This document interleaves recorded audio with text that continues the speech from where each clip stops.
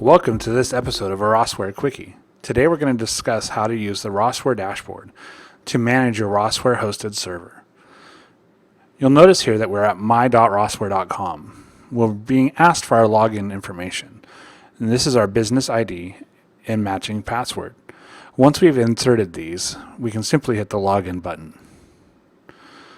Upon logging in, you'll notice that we're at the Rossware Dashboard. At the top, we are told who we're logged in as, and then we're also shown a list of the Rossware applications that we are either subscribed to or not subscribed to. On the left-hand side, we have a list of options that we can access from the dashboard. Today, we're specifically focusing on the server management. Simply click on Server Management, and we now open up a new screen. If you are a Rossware RSS user, you can simply click on the Select the Server box, and then you'll see the server that you have attached to your company.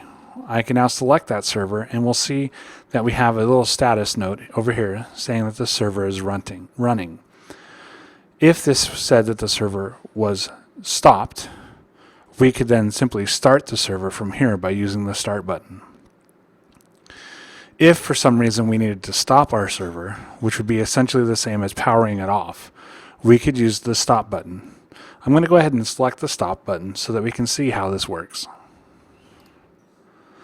You'll see here that we get a warning message letting us know that doing this process could result in the loss of data. So we want to make sure that all users are properly signed out and that Service Desk is correctly closed and any other applications are closed as well so that we don't cause any loss of data. We now see that it's stopping the server.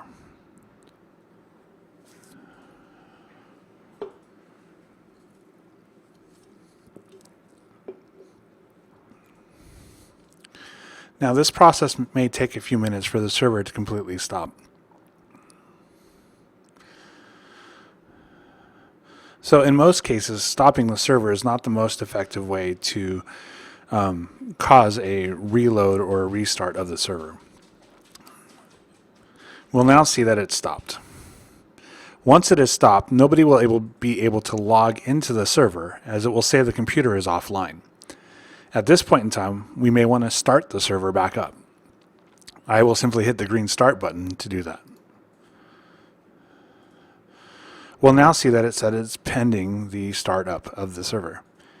And now we'll see that the server is indicated as back up and running. At this point in time, users should be able to log back into the server underneath the remote desktop program. As I stated earlier, most of the time we probably are not going to be wanting to stop the server. We'll just simply want to restart it. Restarting it sometimes can help with slowness or issues with reading printers or attached devices.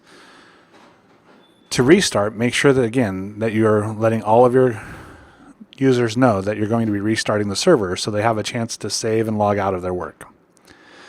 Then I'm going to simply click the Restart button. Again, getting the warning message letting me know that this could potentially result in data loss. And then I'll get another message saying that this process could take up to 5 or 10 minutes.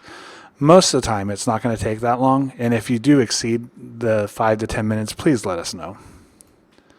Just a special reminder that after logging in, you will need to restart all of your Service Desk related programs. This process has begun the restart.